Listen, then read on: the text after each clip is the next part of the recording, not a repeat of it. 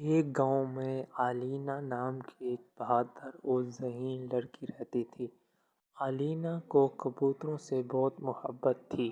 وہ گاؤں کے تمام پرندوں کو کھانا کھلاتی اور ان کے ساتھ وقت گزارتی تھی۔ لیکن ایک دن گاؤں میں ایک عجیب واقعہ ہوا۔ ایک دن علینا کے گھر کے قریب ایک خوبصورت کبوتر آیا۔ کبوتر کی چونچ میں ایک چمکتی ہوئی چٹی تھی۔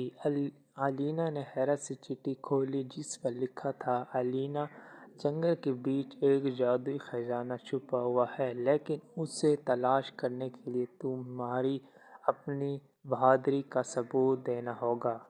علینا کبوتر کے ساتھ جنگل کی طرف روانہ ہوئی۔ راستے میں اسے زہریلے کانٹوں سے بھری جھاڑیاں ملیں۔ کبوتر نے کہا، صرف اپنی عقل کا استعمال کرو۔ علینا نے ایک موٹی چھری سے کانٹوں کو ہٹایا اور راستہ صاف کر لیا۔ جنگل کے بیچ ایک چمکتا ہوا تالاب تھا جس میں ایک خوبصورت لیکن عجیب و غریب مچھلی تھی۔ مچھلی نے کہا، اگر تمہیں خزانے تک پہنچنا ہے تو میرے لیے پانی کے اوپر والی پتھر ہٹاؤ۔